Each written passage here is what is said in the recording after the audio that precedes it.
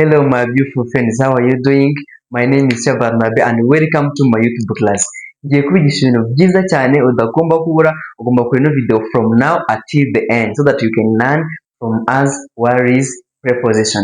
When we say preposition is a word that shows the relationship between a noun and another word in the sentence. Iyo bavuze preposition ni ijambo ryerekana isano riri hagati y'amazina ndetse n'andi magambo ari mu nteruro. Ya mbere tugiye kwiga in front of, behind, on and under. Buri wese aza gutaha azi neza gukoresha aya magambo izi preposition enye uko bizivuze none ahangaha. Very good, reka dukurikiye muri video. The first preposition is called in front of. In front of bivuga imbere. Urabona mwarimu ari imbere y'abanyeshuri.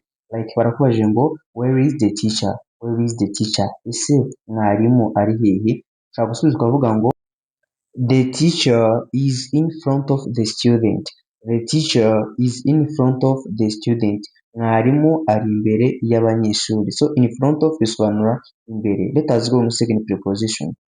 Behind. Second preposition behind. Behind bivuga inyuma. Inyuma. Urugero where is the child? Murabona ko ahangaha umwana ari inyuma y'imodoka. Uravuga ngo where is the child? Urasubiza ukavuga ngo the child is behind the car. Where is the child? The child is behind the car. Umwana ari inyuma y'imodoka. Umwana ari inyuma y'imodoka. Behind bivuga inyuma. Our third preposition it is on. Preposition yacu ya gatatu ni on. On bivuga hejuru. Like urabona ko ino baro iri hejuru y'ameza. So bakubajije ngo where is the ball? Ese umupira uri hehe?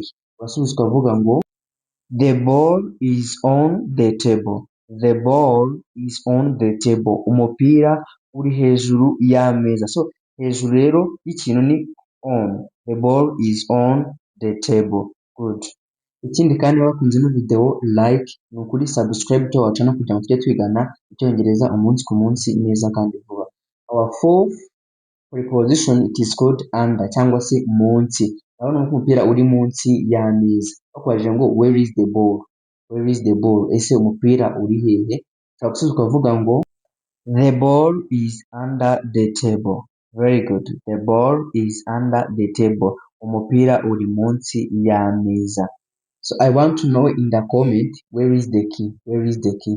Andikiramo igisubizo muri comment. Murakoze kora subscribe.